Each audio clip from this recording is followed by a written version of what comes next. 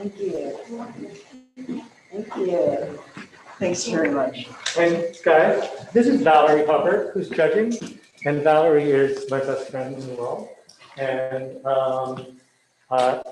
an actress, and also runs a business that, what is your business do, Valerie? Our business is called Actors Fast Track, and we help actors get careers in the business.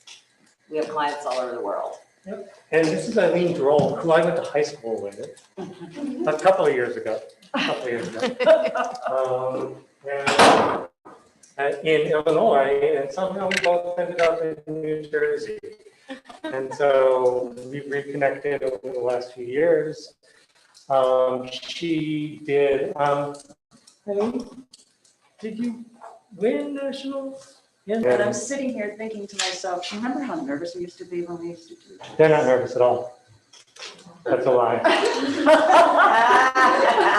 We were about the same age and we were doing exactly what you guys are going to do today. Yes. So I wish you all luck. Yeah. Are they going to go in that order? They're gonna go that way. Stephen, you didn't tell me I was judging your daughter. Thank you. Oh, you guys showed yours. You saw that side, right? Yeah. She, turquoise. Hey, how are you? Good. Good. Thanks so much. Good luck.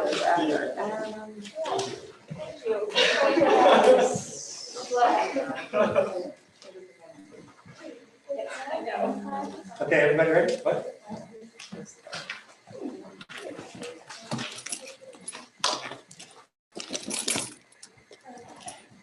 Okay, eight.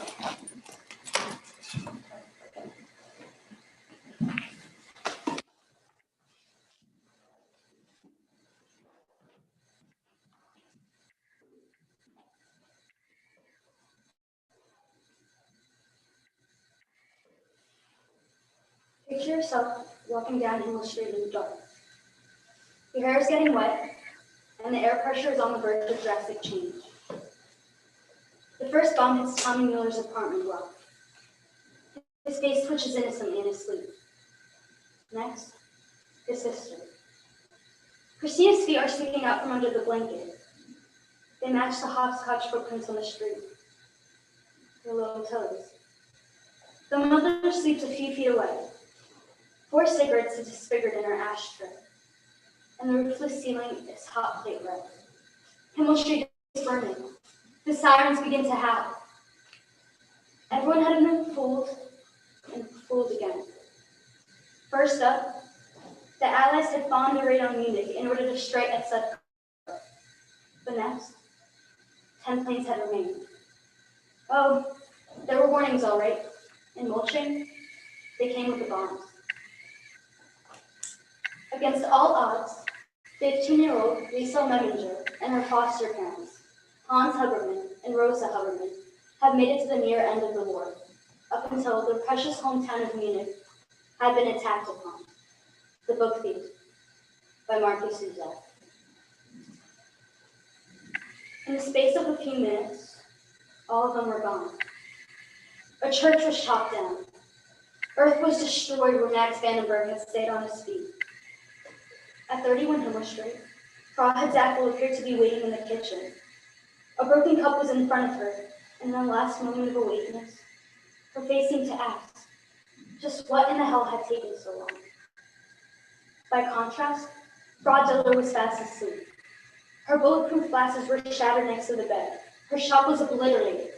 The cat landing across the road, and a framed photo of Hitler was taken from the wall and thrown to the floor. The Dillers were well organized, all in bed, all covered. Lastly, the Huberman, Hans, Papa, Liesel. But there was no Liesel, for she was in the basement, writing a book. When they pulled her out, she started to wail and scream for Hans Huberman. The men of the LSC attempted to keep her in their powdery arms, but she managed to break away. She did not know where she was running, for Himmel Street no longer existed. Everything was anew and apocalyptic. Why was the sky red? How could it be snowing, and why did the snowflakes burn her arms? They Liesel slowed to a staggering walk and concentrated up ahead. Where's fraudulers? Where's... You're just in shock, my girl. It's just shock. You're going to be fine. What's happened? Is this still Himmel Street? Yes, this is Himmel. You got bombed, my girl. I'm sorry, darling. The girl's mouth wandered on, even if her body was now still. We have to get my mama, my papa. We have to get Max out of the basement. If he's not there, he's in the hallway, looking out the window.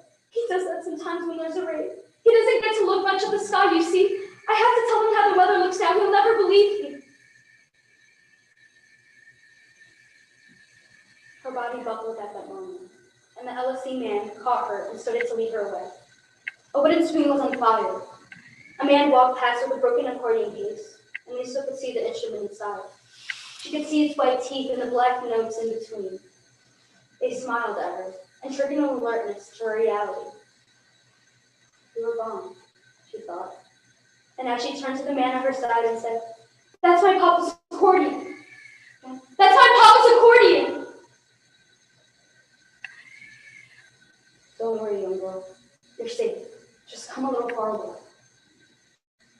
But Liesel did not come. She looked to where the man was taking the accordion and followed him. With the red sky still showering its beautiful ash, she stopped the tall LSE worker and said, "I'll take that if you like. It's my papa's." Softly, she took it from the man's hand and began carrying it off. It was right about then that she saw the first body. The accordion case fell from her grip. The sound of an explosion. Frau Zappel was scissored on the ground. The next dozen seconds of Liesel Moniger's life, she turns on her heel and looks as far as she can down this ruined canal that was once Himmel Street. She sees two men carrying a body, and she follows them. When she saw the rest of them, Liesel called. She listened momentarily as a man told the others that they had found one of the bodies in pieces in one of the maple trees. Liesel did not run, or walk, or move at all. Her eyes scoured the humans and stopped hazily when she noticed a tall man in a short wardrobe woman. "That's my mom. That's my papa." The words were stapled to her. "They're not moving. They're not moving." Perhaps if she stood long enough, it would be they who moved. But they remained motionless for as long as Liesel did. She took a step and didn't want to take any more, but she did. Slowly, Liesel walked to her mom and papa and sat down between them. She held Mama's hand and began speaking to her. "Remember when I came here, Mama? I clung to the gate and cried. Do you remember what you said to everyone on the street that day? You said, 'What are you assholes looking at?'" She took Mama's hand and touched her wrist. "Mama, I know that you... Did you know I saw you with Papa's accordion?" She tightened her grip on my hardened hand. "I came and I walked, and you were beautiful. God damn it, Mama, you were so beautiful." Many moments of words. Papa. She would not and could not look at Papa. Not yet. Not now. Papa was a man with silver eyes, not dead ones. Papa was an accordion, but his bellows were all empty. Nothing went in, and nothing came out. She began to rock back and forth. A shrill, quiet, sneering note was caught somewhere in her mouth, until she was finally able to turn to Papa. Her expression stroked the man on his face. It followed one of the lines down his sheet. He had sat in the washroom with her and taught her how to roll a cigarette. He gave bread to a dead man on Munich Street and told the girl to keep reading in the bomb shelter. Perhaps if he didn't, she might have not ended up writing in the basement. Papa, the accordionist, and Himmel Street. One cannot exist without the other, because for Liesel, both were home. Yes, that's what Hans Huberman was for Liesel Memminger. She turned around and spoke to the Ellison. Please, my papa's accordion, can you get it for me? After a few moments of confusion, an older member brought the Ian case, and Liesel opened it. She removed the instrument and laid it next to Papa's body. Here, Papa. As she knelt next to Hans Huberman, she watched him stand and play the accordion. He stood and strapped it on the Alps of broken houses and played the accordion with kind and silver eyes, and even a cigarette splash on his lips. He even made a mistake and left in lovely hindsight. The bells breathed, and the tall man played for Liesel Memminger one last time, as the sky was slowly taken from the stove. Keep playing, Papa. Papa stopped. He dropped the accordion, and his silver eyes continued to rust. There was only a body now on the ground, and Liesel lifted him up and hugged him. She wept over the shoulder of Hans Huberman. Goodbye, Papa. You saved me. You taught me to read. No one can play like you. I'll never drink champagne. No one can play like you. Her arms held him. She kissed his shoulder. She couldn't bear to look at his face anymore. And she placed him down again.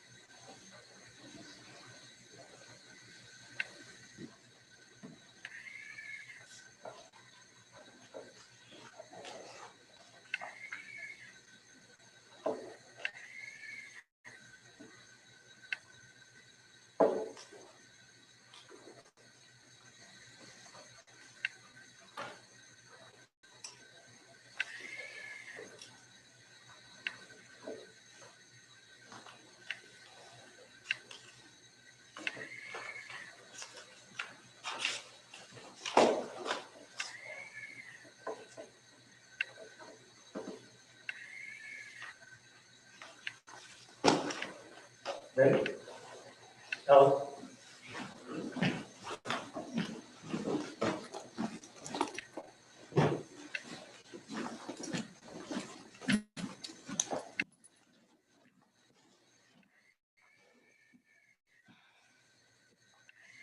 Injustice is an ever-present problem that has rampaged through all of our history books.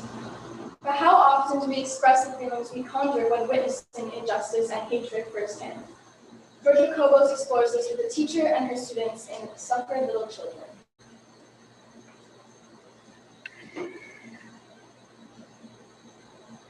Pride runs cold down my street as passion gasps for its need upon an empty belly.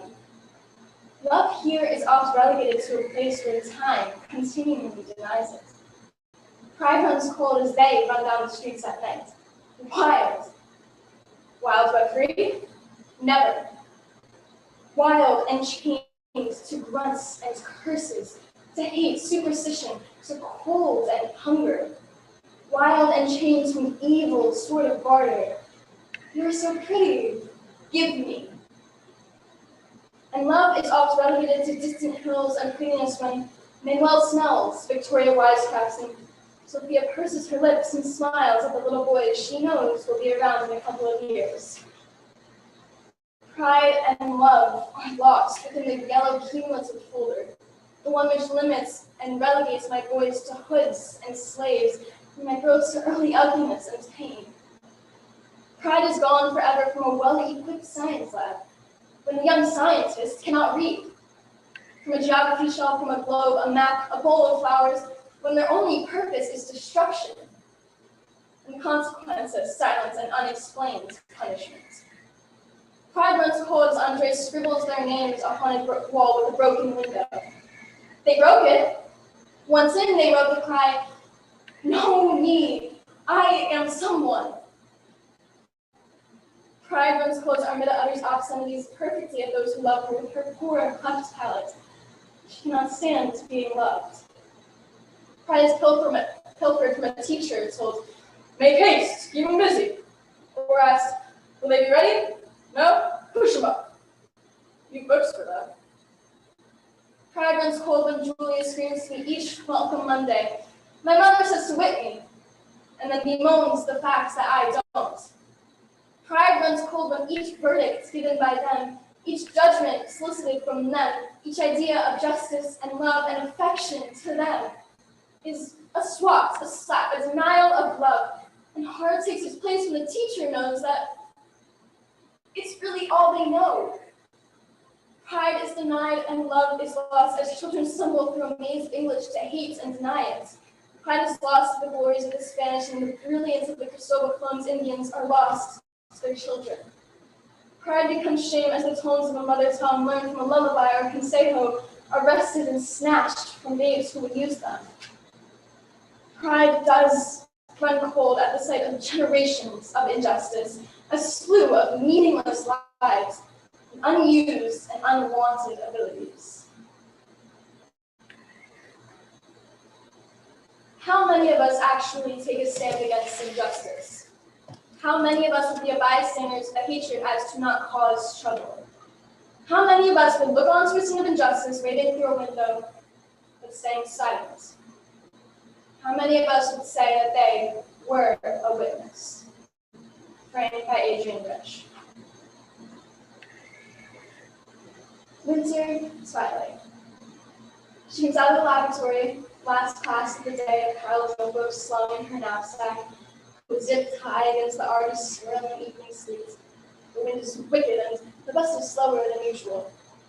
On her mind is organic chemistry and the issue of next month's rent, and it would be possible to bypass the professor with the coolest eyes to get a reference to graduate school, and whether any of them, even those who smile, can see, looking at her, a biochemist or a marine biologist. Which of the faces can she trust to see her at all, either today or in any future? The buses are worm slow and quickly gathering dark. I don't know her. I'm standing up somewhere, just outside the frame of all of this, trying to see. At her back, the newly finished building suddenly looks like shelter. Its glass doors, lighted halls, presumably heat. The wind is wicked. She throws a glance down the street, sees no bus coming, and runs up the newly constructed steps into the newly constructed hallway.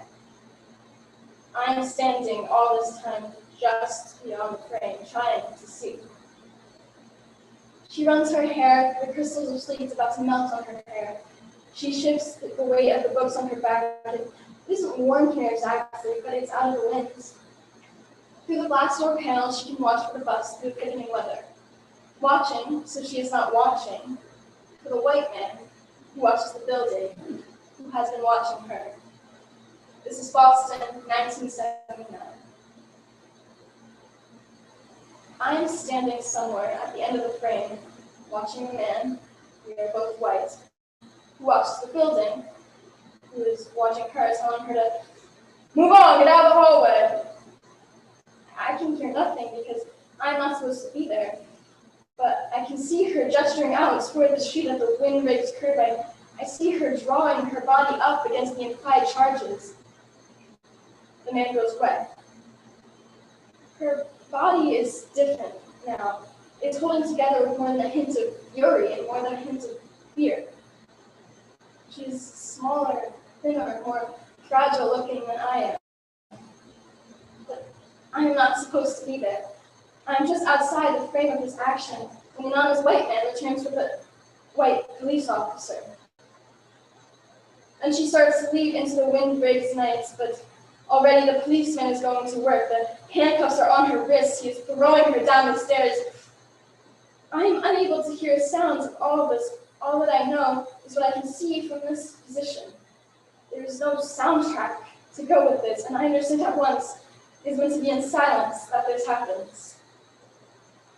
In silence that he pushes her into the car, banging her head. In silence that she cries out. In silence that she tries to explain she was only waiting for a bus. In silence that he twists the flesh of her thigh with his nails. In silence that her tears begin to flow, that she pleads with the other policemen as if he could be trusted to see her at all. In silence that in the precinct she refuses to give her name.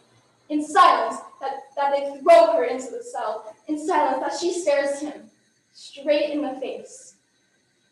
In silence that he sprays her in her eyes with mace. In silence that she sinks her teeth into his hands. In silence that she is charged with trespass, assault, and battery.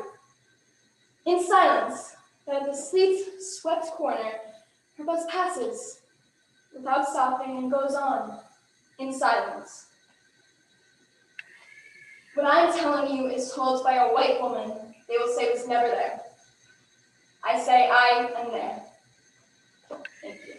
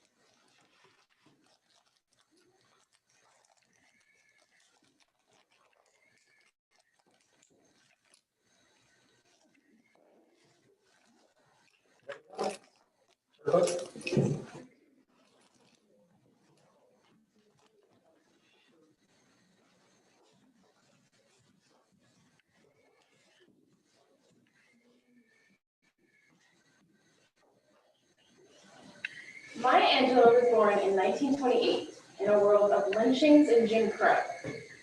When she began writing poetry in 1971, she had the nerve to assert that being Black in America was not only not a weakness, but a strength that should be celebrated. In my first poem, Caged Bird, She looks back at the Black enslavement and repression and marvels in the spirit that continues to sing. Cage Birds by Maya Angelou. A free bird leaps on the back of the wind and floats downstream till the current ends and dips its wing into the orange sun rays and dares to claim the sky. But a bird that stalks down his narrow cage can seldom see through his bars of rage. His wings are clipped and his feet are tied, so he opens his throat to sing. The cage bird sings with a fearful trill of things unknown but longed for still. His tune is heard on the distant hill, for the cage bird sings of freedom. The free bird thinks of another breeze, and the trade winds soft through the sighing trees, and the fat worms waiting on the dawn-bright lawn, and he names the sky his own. But a cage bird stands on the grave of dreams, his shadow shouts on a nightmare scream. His wings are clipped and his feet are tied, so he opens his throat to sing. The cage bird sings with a fearful trill of things unknown but longed for still. His tune is heard on the distant hill, for the cage bird sings of freedom. As the 70s carried on, Maya Angelou was able to witness the success of Black pioneers in various fields and celebrates them, and ain't that bad.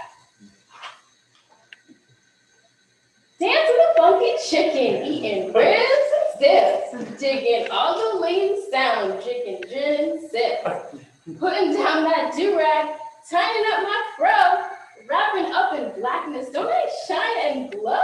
Hearing Stevie Wonder cooking beans and rice, going to the opera, checking out Leontine Price. Get down, Jesse Jackson. Dance on, Alvin Ailey. Talk, Miss Barbara Jordan. Groove, Miss Pearlie Bailey.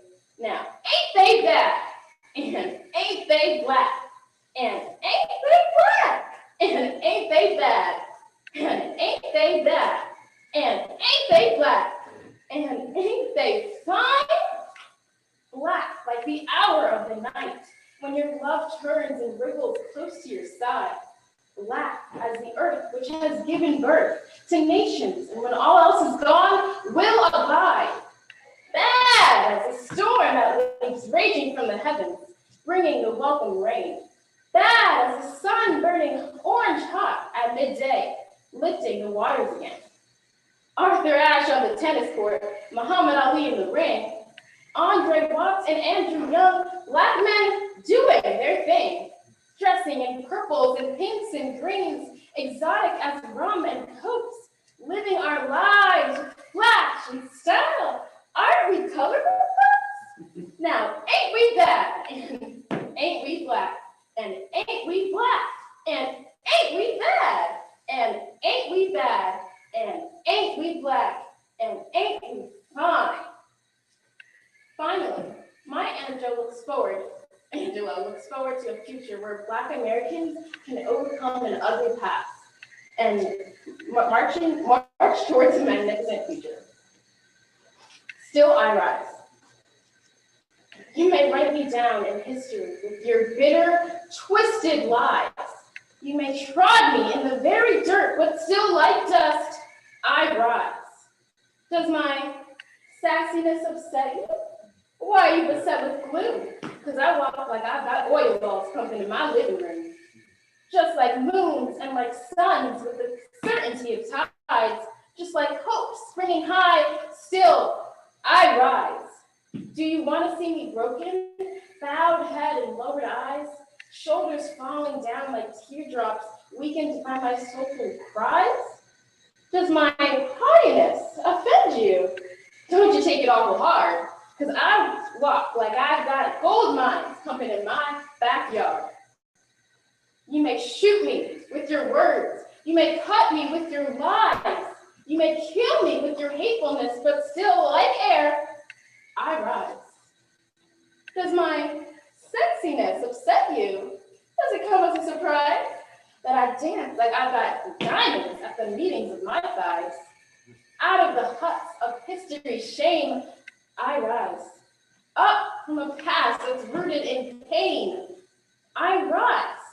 I am a black ocean, leaping and wide, welling and swelling, I bearing the tide. Leaving behind nights of terror and fear, I rise into a daybreak that's wondrously clear. I rise, bringing the gifts that my ancestors gave. I am the dream and the hope of the slave. I rise. I rise. I rise. Thank you.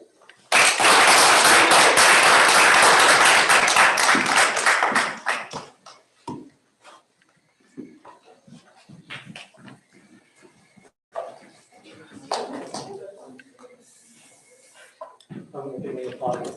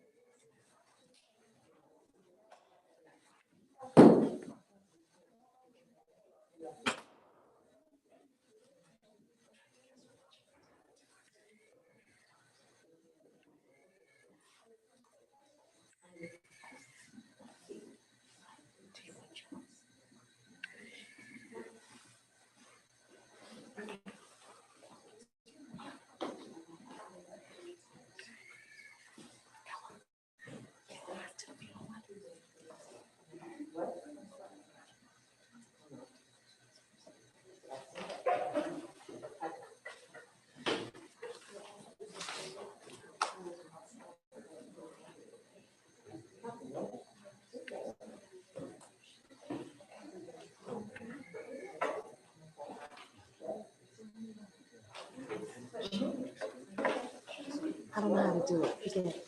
I'll do it after. I don't know how to do it.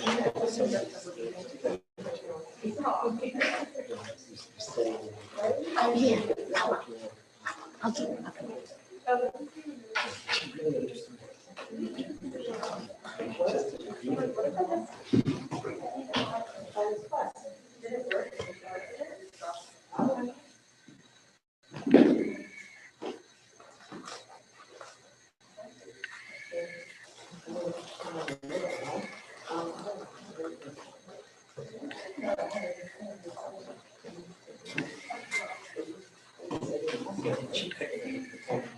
I think I remember pretty much sit there and do this. And she just kicked it up the pass.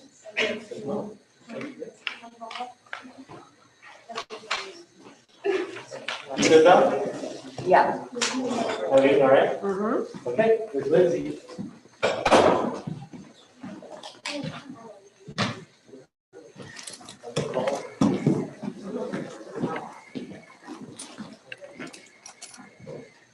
We've all thought about the question, what would life be like on other planets?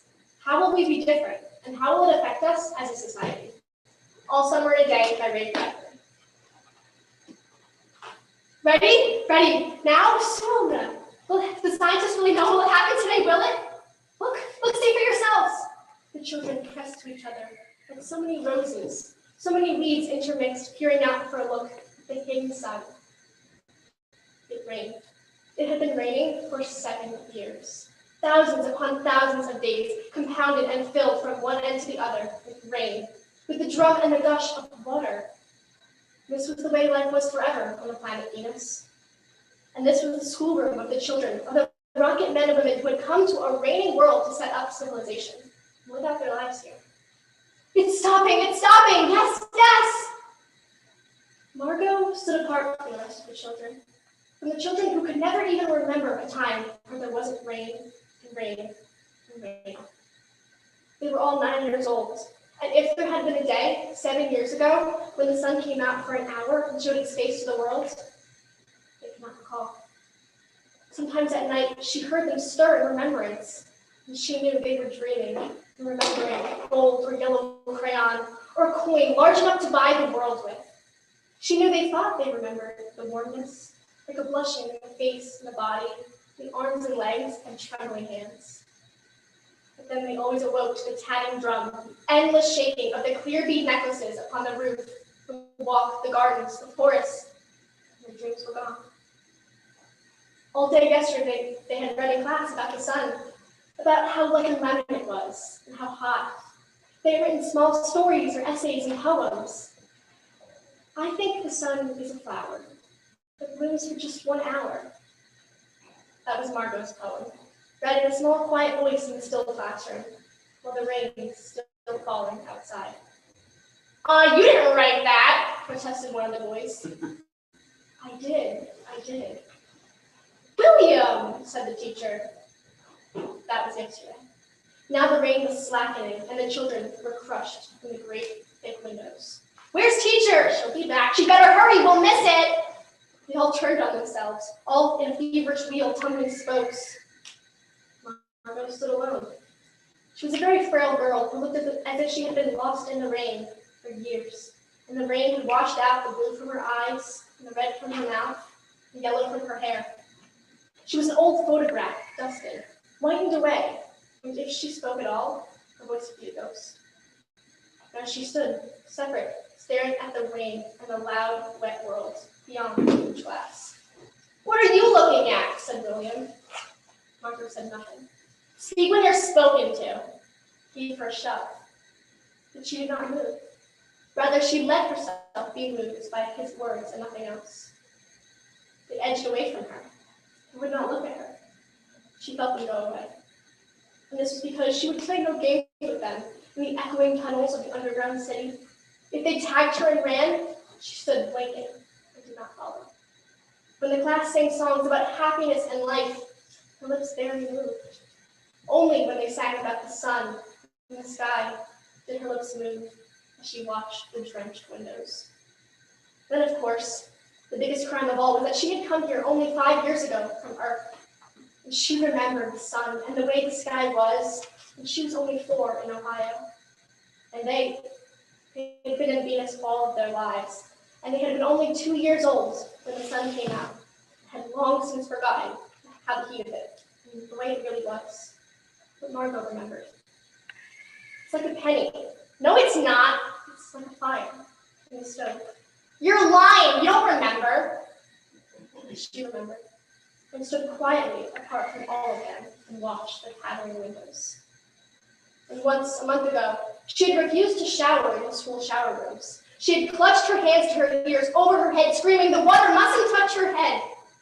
So that after that, dimly she sensed it.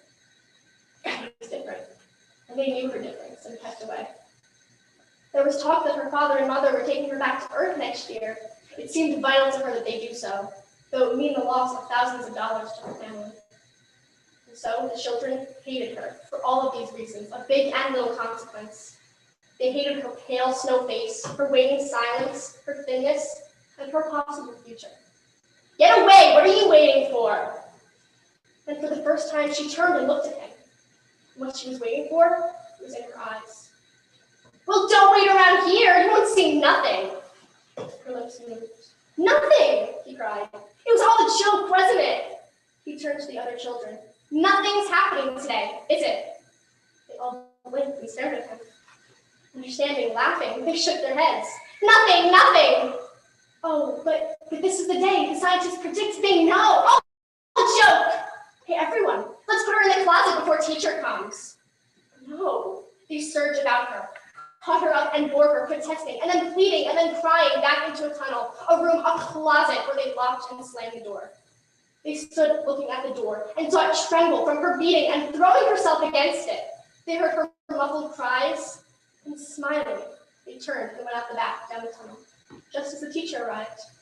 Ready, children? Yes! Are we all here? Yes!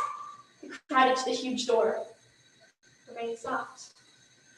The world ground to a standstill. The silence was so immense you had felt you lost your hearing altogether. The children put their hands to their ears. They stood apart. The door slid back, and the smell of the silent, waiting world came to them. The sun came out. It was the color of the flaming bronze, and it was very large. And the sky around it was a blazing blue tile color. And the children burned with the sunlight. released their spells, rushed out yelling into the springtime. "Now don't go too far," called the teacher after them. "You've only got 2 hours, you know, you wouldn't want to get caught out." But they were running and turning their faces up to the sky and feeling the sun on their cheeks like a warm iron. They were taking off their jackets and letting the sun burn their arms. Oh, it's better than the sun lamps, isn't it? Much, much better. They ran among the trees, they slipped and fell, they pushed each other, they played hide and seek and tag. Most of all, they squinted at the sun until tears ran down their faces. They put their hands up to that yellowness and that amazing blueness. They looked at everything and savored everything. Then wildly, like animals escaped from their caves, they ran and ran in shouting circles. They ran for an hour and did not stop running. And then, in the midst of their running, one of the girls wailed. Everyone stopped. The girl, standing in the open, held out her hand. "Oh, look, look." They slowly came and looked at her open palm. In the center of it, cupped a huge, there was a single raindrop. She began to cry, looking at it. They glanced quietly at the sky. Dim cold drops fell on their noses, their cheeks, their mouths. The sun faded behind the stir of mist. A wind blew cold around them. They turned and started to walk back toward the underground house. Their hands at their sides, their smiles vanishing away. A boom of thunder startled them. Lightning struck 10 miles away, 5 miles away, a mile, a half a mile. The sky darkened to midnight in a flash. They stood in the doorway of the underground for a moment until it was raining so hard. Then they closed the door and heard the gigantic sound of the rain falling in tons and avalanches everywhere and forever. Will it be 7 more years? Yes, 7. And one of them gave a little cry. "Margot!" "What?" "She's still in the closet where we locked her! Margot!" They stood as if someone had driven them like so many stakes into the floor. They looked at each other and then looked away. They glanced out at the world that was raining now, and raining steadily. They could not meet each other's glances. Their faces were solemn and pale. Their faces down, they looked at their hands and their feet. "Margot." One of the girls said, "Well?" No one moved. "Go on." They walked slowly down the hall in the sound of the cold rain. They turned to the doorway into the room in the sound of the storm and the thunder, lightning on their faces, blue and terrible. They walked over to the closet door and stood by it. Behind the closet door was only silence.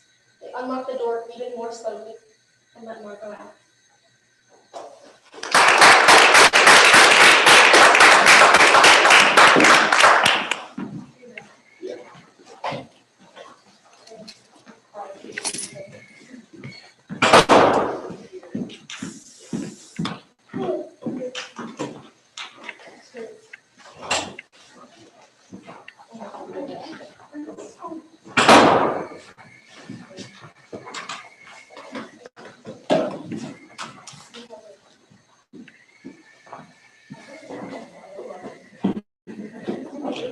What? Okay.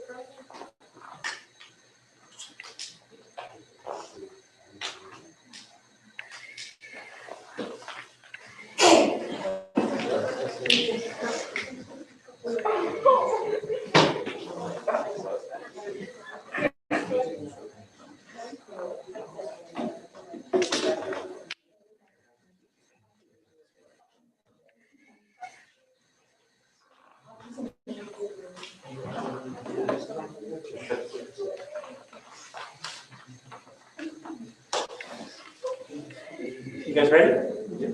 All right.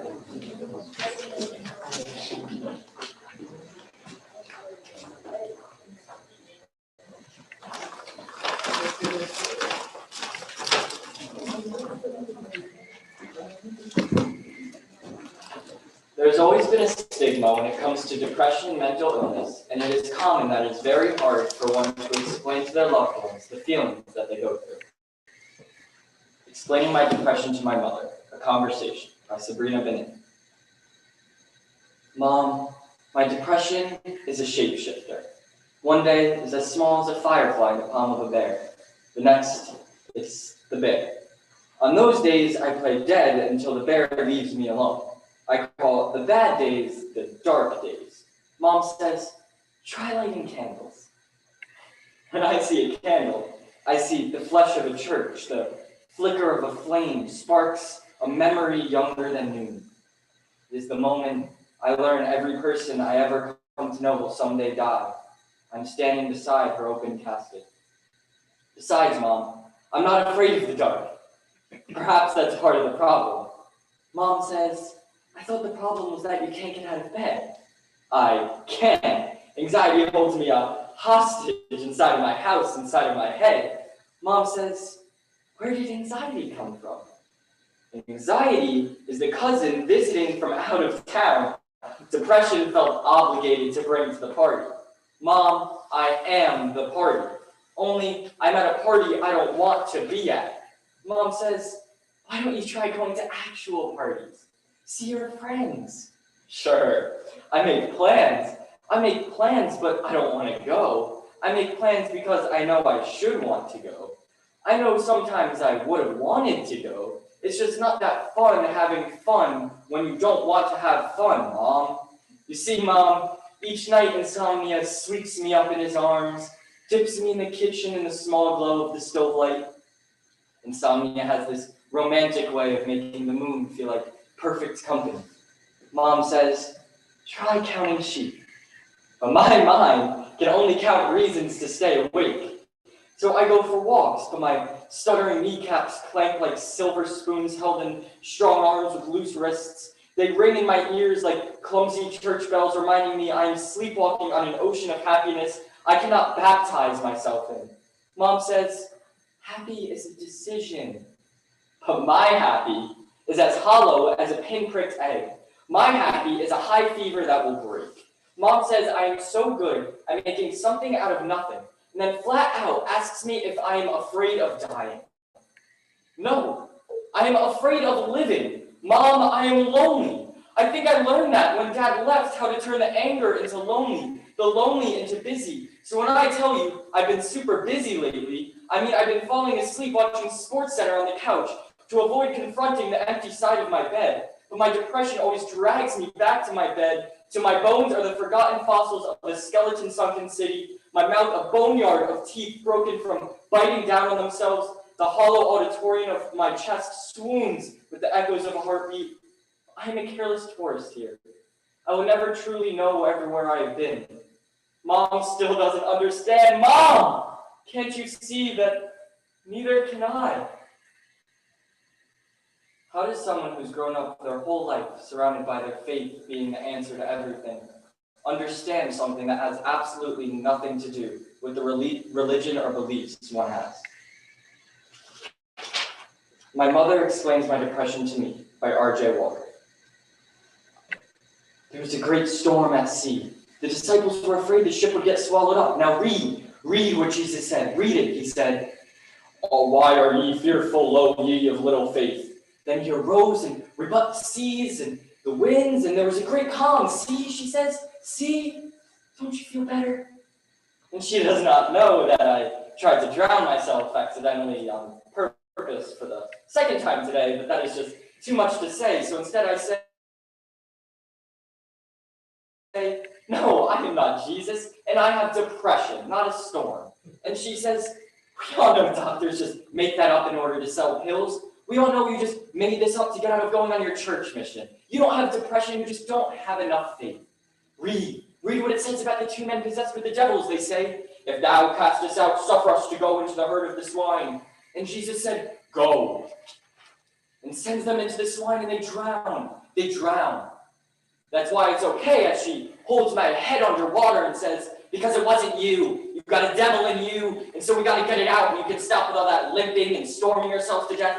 and go back on your mission to teach them people in Texas about the Jesus who saved you from the devil you got in you. Yeah, it's the truth. The truth, I know it to be truth. The truth is a drowned pig. A ship at sea, you are his tool, RJ. Jesus doesn't let his tools rust, not like your father. Because we all know I didn't give this to you, this sad boy disease that you made up. This devil you got in you with his cigarettes and Corona. So we're going to divorce this devil out of you. Yeah, it works for me. And I say, I don't want to be Jesus' drowned pig. I say, I want to die, but fail to want myself to death. But she comes close when she says, you will go back on your mission. You will fulfill your purpose. Kill the parts of yourself that are yourself. And I say, I'm trying. She says, you were the Antichrist. Jesus said so. Keep reading. Look at what he says. He says, your son is a broken ship at sea. And he keeps trying to scuttle himself because he hates me. He hates God. He hates you. How could you do this to me after everything I've done? I taught you to be a blade, so why are you cutting yourself? How dare you hurt me with your hurt? How dare you kill Jesus with your killing? He died your death to death, and now you can't die so you can't get away. And they say in all the voices of all my suicide attempts, each one a pig, a shipwreck, drowned at sea. What have we to do with thee, O Son of God? Art thou come hither to torment us before the time?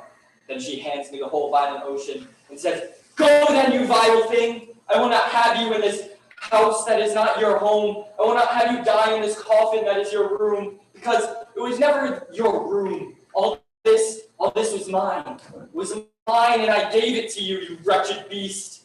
I cannot bear the sight of you, my son, who has eaten my son and wears his bones.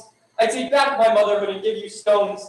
Now go forth into the swines and drown. Go! But she waits for me to respond, but I have too much to say. But I manage to say it all in a single word. Goodbye.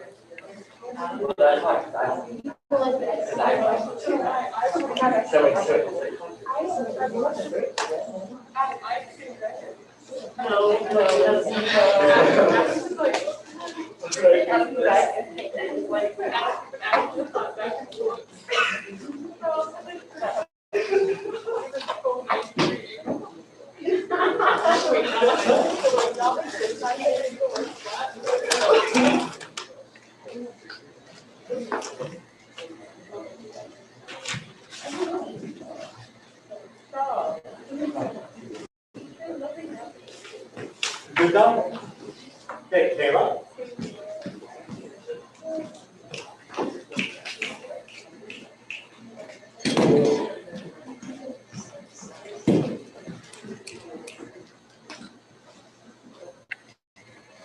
At some point in our lives, everyone must deal with trauma. It can take a toll on our physical and mental health, but it's not the trauma that defines us, but how we face it. In this first piece, a mother comes together with her daughter to deal with the mother's fatal illness. This is Getting My Hands on My Mother's Body by Ellen Bass. I go to my mother in the hospital like a child on the first day of school. I watch for my stop on the train, my small bag of books in my lap, and she's alive there, pale and mottled as the underside of a flounder. Her eyes are closed, and as I get closer, I see tiny white flakes at the roots of her sparse lashes, like bits of shell at the shoreline. Her body rises and falls like a calm ocean. "Have you eaten yet?" she asks. My tasks are so simple. I master them at once. The ice machine, the hot water dispenser, the apartment-sized refrigerator with 3 kinds of juice. After the bedpan, I wet a washcloth as she wipes each finger delicately. In the afternoon, I knit. If she's feeling up to it, she tells me stories. How Harry used to save his candy and then taunt her as he nibbled each languorous microscopic bite. And in high school, in an aberration of bravado, she wrote "Love him and leave him" on the back of her yellow slicker and had to wear it all 4 years. Today, I cut her toenails. It's a dangerous job and it can be gangrene. As a child, I begged for this. Show me the stroke with mascara and rouge, but drew the line at toes. Cut my hair, she'd say. I need my feet to work. I position the clipper precisely at each thick nail, yellow as old ivory. There's no talking now. I concentrate, as though I'm cutting the facets of the Hope diamond. Afterwards, she lets me smooth lotion into her lumpy feet. About massage, she always said, "I don't want anyone mauling me." But this once, like a woman who's refused these suitors so many times, he's given up hope, she relents. And I rub the old arches, calloused heels, circle knobbly ankle bones, and slip my fingers gently between the toes in which she's entrusted me. I think there must be something more to say, but she's already told me she's not afraid to die, and the rest, even I know, is obvious. While she sleeps, I read a brief history of time. I don't entirely understand how the twins are different ages when one returns from a voyage at the speed of light, but I got Redshift and the Doppler effect down cold, and it's tranquil now to read Hawking's patient discussion about whether the universe is expanding, contracting, or staying the same. In contrast to the upbeat portrayal of that last piece, Tulips by Sylvia Plath takes a different approach to trauma. Rather than surrounding herself with loved ones, the narrator of this piece insists on dealing with her illness alone. As time goes on, she pushes herself further into isolation, not even wanting flowers in her hospital room. This is Tulips by Sylvia Plath. Tulips are too excitable. It is winter here. Look how white everything is, how quiet, how snowed in. I am learning peacefulness, lying by myself quietly as light lies on these white walls, this bed, these hands. I am nobody. Nothing to do with explosions. I have given my name and my day clothes up to the nurses, and my history to the anesthetist, and my body to surgeons. They have propped my head between the pillow and the white sheet cuff like an eye between 2 light lids that will not shut. Stupid people! Has to take everything in. Nurses pass and pass, no trouble. Pass the way gulls pass inland in their white caps, doing things with their hands, one just the same as another. So it's impossible to tell how many there are. Body's a pebble to them. Tended as water tends to the pebbles it must run over, smoothing them gently. They bring me numbness and their bright needles. They bring me sleep. Now, I have lost myself. I am sick of baggage. My patent leather overnight case, like a black pillbox, my husband and child smiling out of the family photo. Their smiles catch onto my skin like little smiling hooks. I have let things slip. 30-year-old cargo boat stubbornly hanging on to my name and address. They've swabbed me clear of my loving association, scared and bare, and the green plastic pillared trolley. I watched my tea set, my bureaus of linen, my books sink out of sight, and the water went over my head.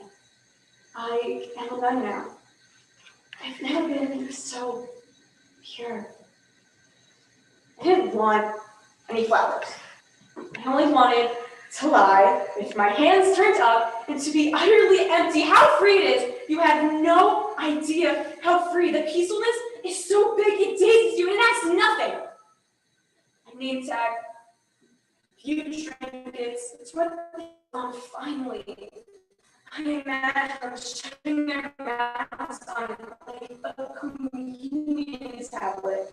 The tulips are too red in the first place. They hurt me. Even breathe lightly through their swabs to my wound. It corresponds. They are subtle. They seem to float, though they weigh me down, upsetting me with their sudden tongues and their color. A dozen red blood singers round my neck. They watched me before. Now, I'm watched. The tulips turn to me, and the window behind me, where once a day the light slowly widens and slowly thins, and I see myself. Flat, ridiculous, a cut paper shadow between the eye of the sun and the eye of the tulips, and I have no face. I want to efface myself. The vivid tulips eat my oxygen. Before they came, the air was calm enough, coming and going, breath by breath, without any fuss, and the tulips filled it up like a loud noise. Now the air snags and eddies round them, the way a river snags and eddies round a sunken breast-red engine. They concentrate my attention that it was happy, playing and resting without committing itself. The walls also seem to be warming themselves. The tulips should be behind bars, like dangerous animals. They are opening like the mouth of some great African cat, and I'm aware of my heart. It opens and closes. It's full of red blooms out of sheer love of me. The water I taste is warm and salt like the sea, and comes from a country far away as hell.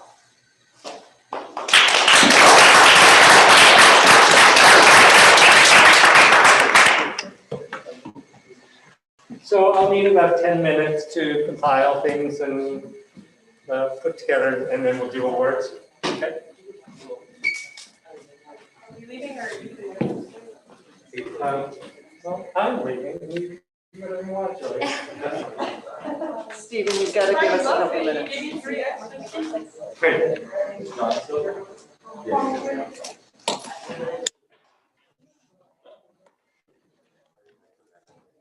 Okay. Are you Tammy's daughter? Yes. Oh. Hi. How you doing? I'm good. How are you? I've been listening to you all day. I did not realize that. A lot of people don't realize sometimes they're like, oh, wait, You're you're. with these masks on. I know. How you doing? She's good. Yeah. Oh, the turquoise's mom. Yeah. She was so great. So great. So good. Amazing. Yeah. Okay. I know. You're Thank you. Thank you. Yeah. But at least you had a good trip. Yes, we had a great trip. Bring it all back together. Yeah, it was nice to be there, and they did a great job, keeping everyone safe. Do you want to so take 10 minutes? It was great. That plane was worth the What? time. So yeah. Yeah, do you want us to talk? No, not yet. Why? She's saying things. She needs to calm down.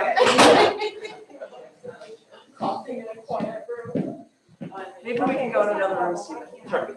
First of all, I didn't get yours because I was sending her a journal and sending her like she's like in her mode. If you're in the pictures I took of her recording. Okay. Okay. I'm not lying though. I know it was funny. Stephen, where can we go? Let's go in here. Okay. Let's go. In fact, let's go in the office. I would never record you without your permission. Right, recording's a little more on the illegal level.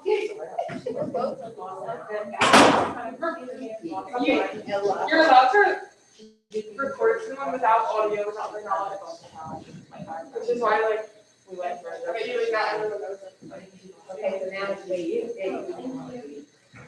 And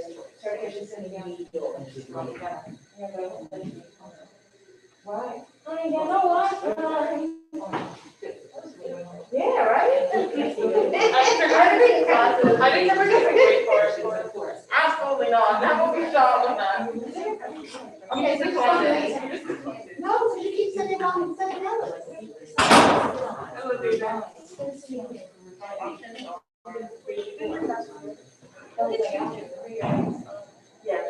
I did. Actually, it's like,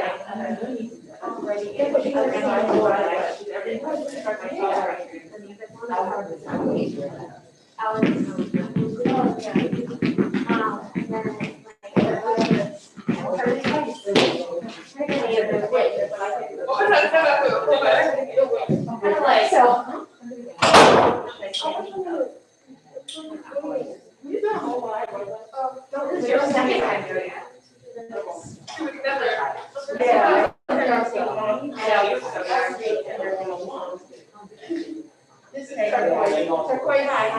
Yeah, I'll be mad at questions. Yes, we did. I didn't know you were Tammy Florida. I didn't. Now they know I'm not sitting here anymore. No.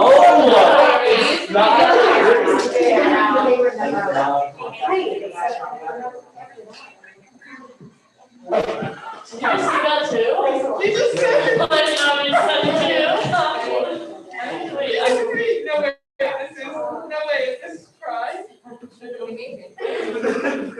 so confused, I was excited, I walked in. This is all physical. Oh, I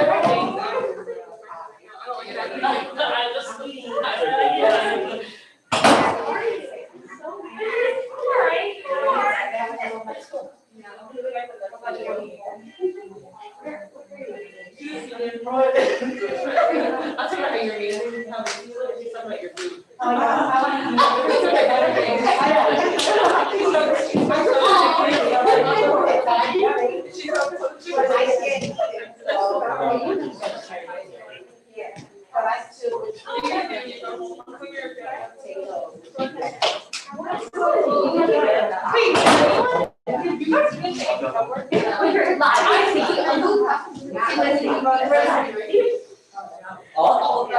rather go to mom's house. There were 3 pages. Like once we did it without typing. All I have left is the yellow sections. And I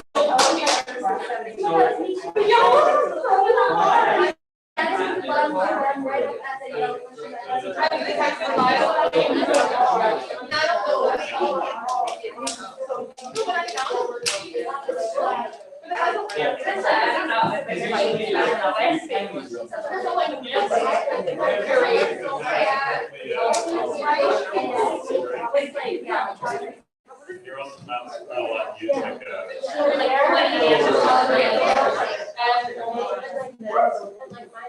Bob, you're so right.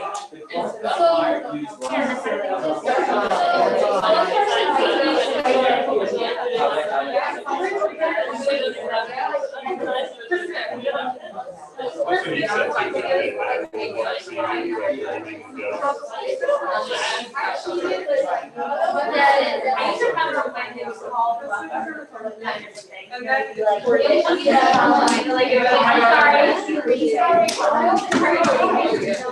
Yeah, It just has this fun comment. It's like right. And then Okay, I'm ready to contact. And all I remember is saying I didn't do this. I'm waiting for I named some, I don't remember. All day and it's like. So no way she said yeah. I don't think she did it yet. And I saw it. So nice. So casual. Now I'm embarrassed. But all along.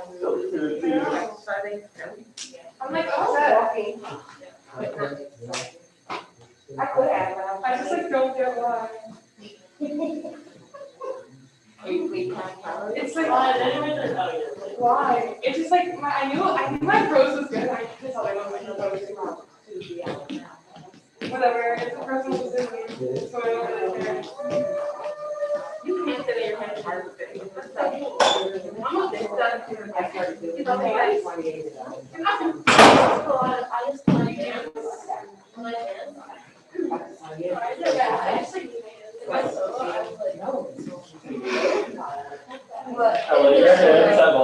Your hands have always been. Oh my God, it's so good. I literally Remember when forever you just like this? Yes. They gave me something that's so exciting to score on me. I felt like straight thoughts of your brother. I really like your brother. I don't know why they gave it my poetry. Would they really not like it? Is it frozen? Yeah. I see what they wrote. Yeah, I was swaying, which is like fine, but like my poetry's been solid.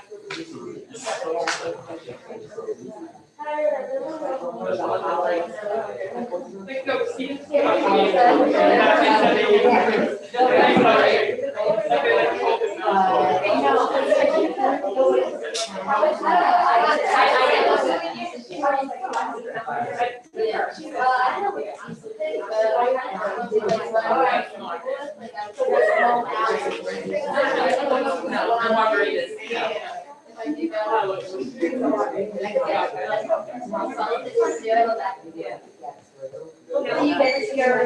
Oh, my poetry. They say I'm a better dancer than I am.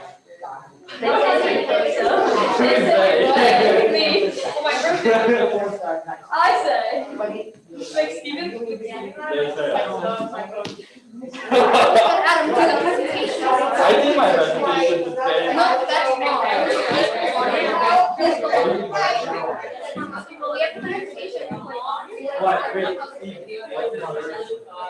did. I worked here on the application for it. These are in my stuff, in my.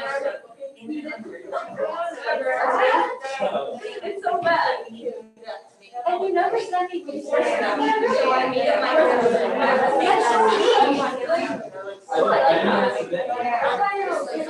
I love being part of Tanner, I'm so surprised about friends. He's not. I was crazy about working that hard.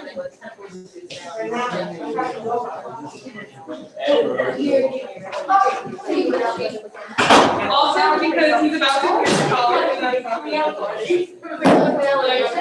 Tanner's about to go to college and I'm out of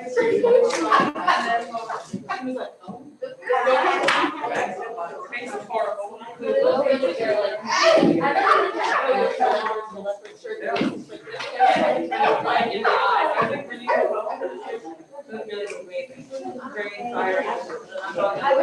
does your math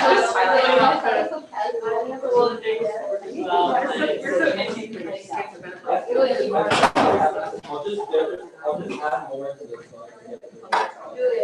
Yeah. And then wait. I'm so quirky. And if you,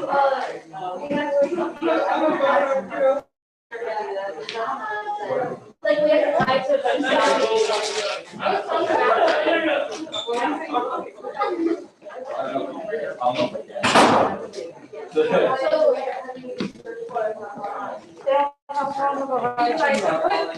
About 30 minutes. Do you want a wet one? I just washed my hands, I'm good. Right up the turnpike? Yeah, right off the, guard station. Oh. Where are you? Irvington. Nathan. Oh, I can open the car. Oh, cool. I'm like, oh, my side right. But no, it didn't.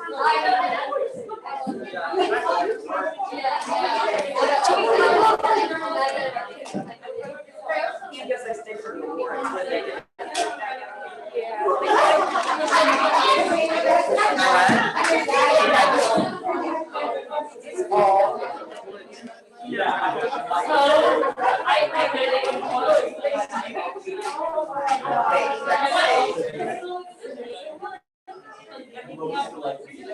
that these aren't gluten? Are these not gluten? They're not gluten. I'm gonna eat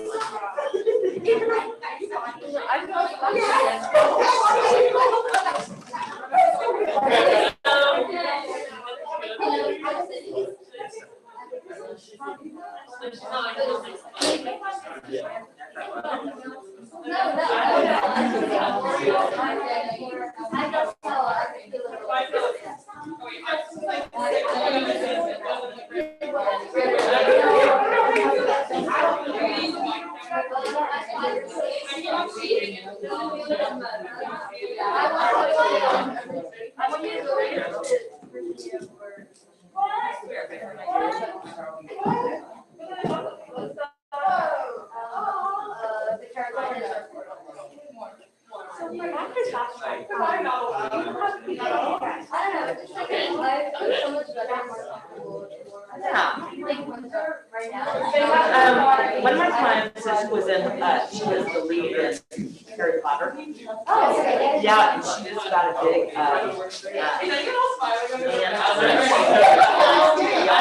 stuff now.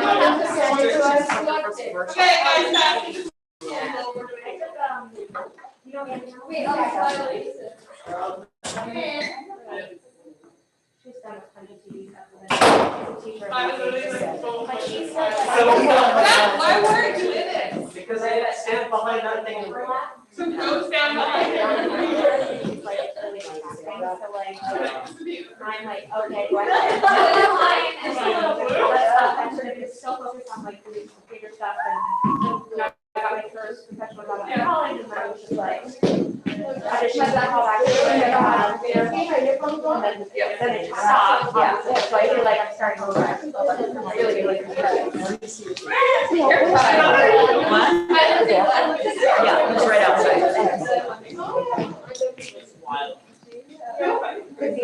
Yeah, but you're selling. I don't think that's that much.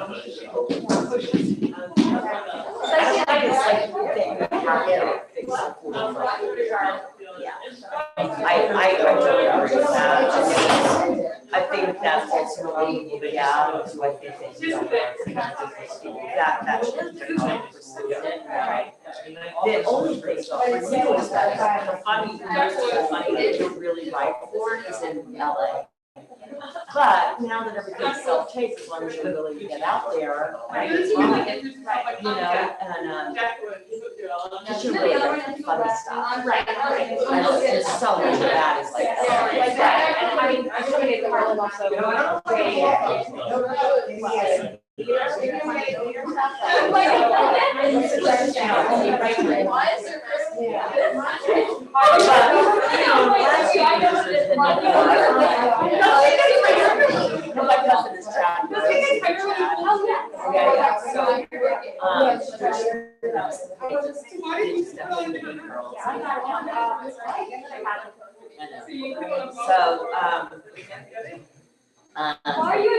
Chad really pursued, we've been helping him, and he had got a pilot plan, and because he did all the things, Cameron had a friend,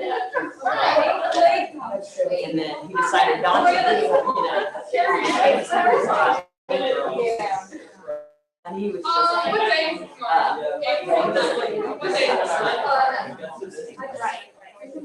like, you know, right, you're kind of like this counterpart for the people do as far as kind of, you know, round girl, and there's way more for that than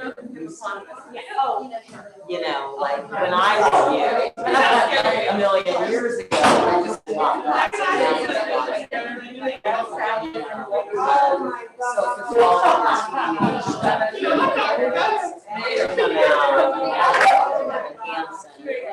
meet girls.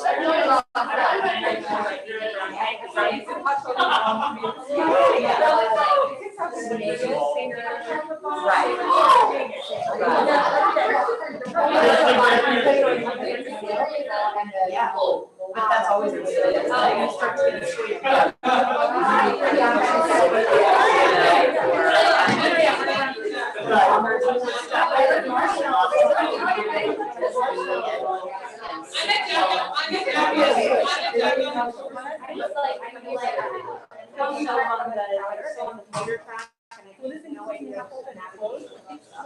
So I think that at the summer games this summer, which is the last Sunday of July, that's will be online. We're gonna have, usually we do like a game changer that you can picture something that's there. But that was so successful. And that's Nadia, she was Nadia Brown. Yeah, so Nadia Brown got signed, like, she went to the Game Changer, she got signed by MRT Lab. It was over on Sunday, she got signed the next day. And she was virtual and,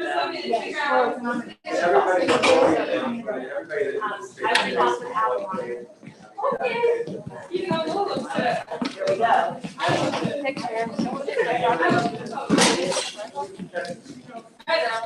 We're taking a picture. Does anybody want me to use their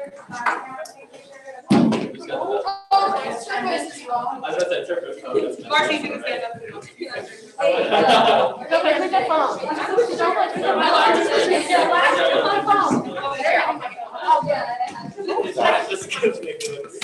Wait, some people go to the front.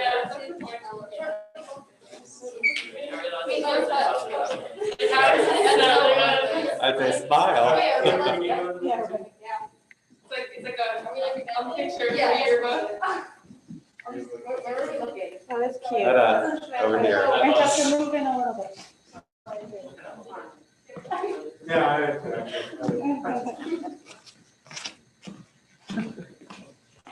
Makes your eyes smile. Rebecca, now would you get in one? Wait a second, let's get Rebecca in one. Yeah, turquoise camera is really good. George, you want to get in since it's your studio? No. It's their event.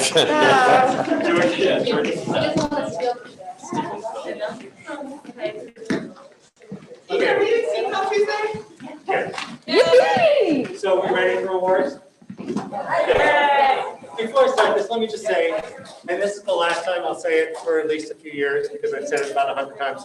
I love oral interpretive. Okay, I've said it over and over and over. So this is the last time. I just love oral interpretive. It's, it was this really important part of my youth, and it developed this passion for me. And then it doesn't really exist in the world, you know? You do it, and there's like college was half of my college life was spent doing oral interp things. And my best friend were all oral interp people, and I traveled around the country doing oral interp. And it just meant so much to me. And then you graduate from college, and it's like, it doesn't exist. So the fact that I get to introduce it and show my kids about it is just such a pleasure for me. It's just such a joy to me. And with that, I want to say really, really big thank you to my judges, the two that are here, the three that are here as well. The final round judges are dear, dear friends. And the preliminary round judges are also dear friends who happen to be alumni of mine. And so for all 6 of them who, just gave up their time freely today to come and do this for me, I just really, really appreciate it. And for my kids who I just feel like really took this on and really worked on it, I mean, I have to say one of my favorite things about teaching this is I started at the beginning of the year and they all look at me like I'm insane. Like they're just gonna stand in front and read this story. And they don't get what that's about. And then watching the process and seeing them develop that is just so exciting. And I was able to bring Rebecca in on it this year for the first time. And she had her classes, her students in, and we worked really well together on that, and we shared things and worked on the same material, and it was a really wonderful experience. And so to see my kids, though, at this point, get to the point where they're like, I love this poem. It's like, my job is done, and that's a success.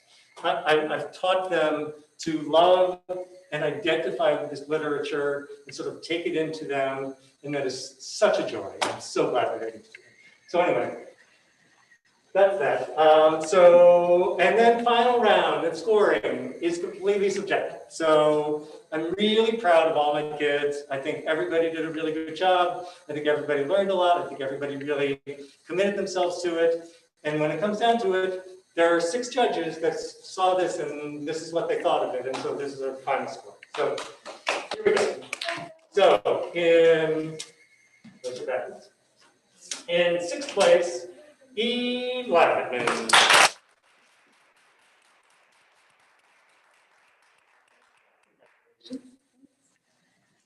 In 5th place, Turquoise Cupid.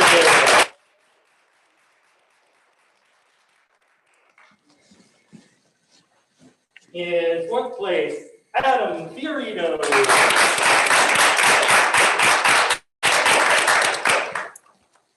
In 3rd place, Ella Warren.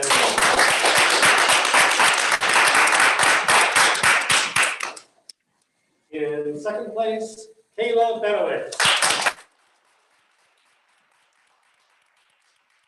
Which makes 1st place, Lindsay Moran.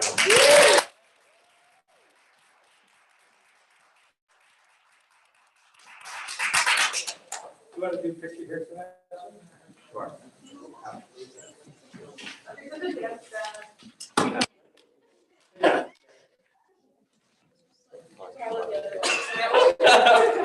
a dance step, but I never learned pictures. I have to back up. Good, thank you.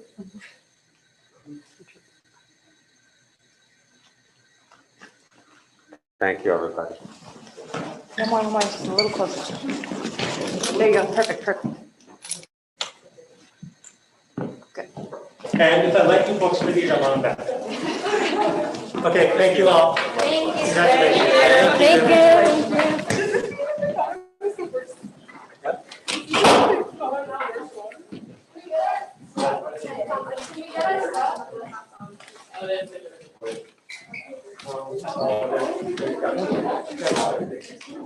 All right, bye, everyone.